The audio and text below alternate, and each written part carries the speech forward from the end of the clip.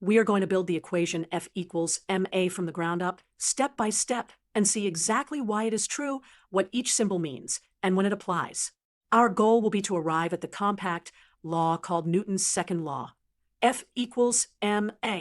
First, we need an inertial frame, a reference frame where an object with no net external force moves in a straight line at constant speed.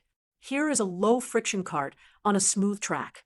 If the sum of forces is zero, its velocity stays constant. Now, we explore how acceleration responds to an applied push. Experimentally, with the same cart, doubling the push doubles the acceleration. On the left, we push with a certain force. On the right, we push with twice that force. We observe acceleration is proportional to force.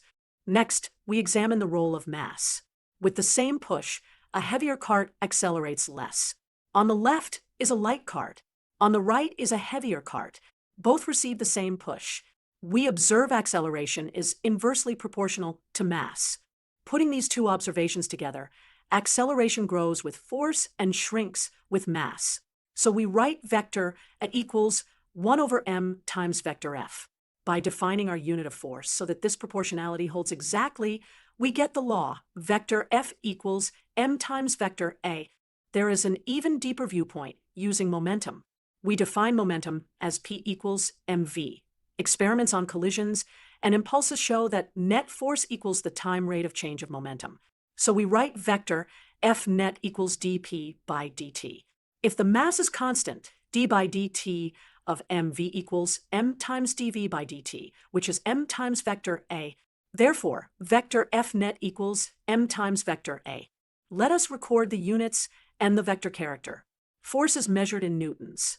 1 newton is 1 kilogram meter per second squared, and all of these are vectors. Force and acceleration have directions, component by component.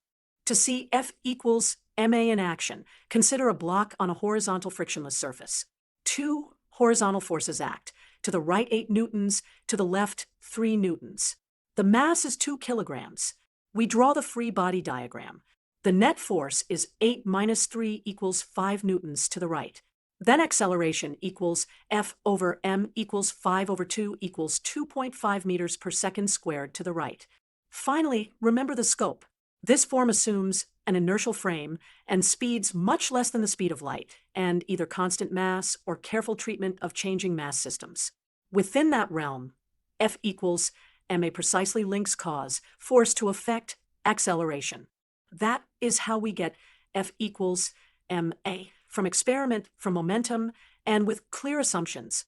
Take it slowly, draw your forces, and let the law guide the motion.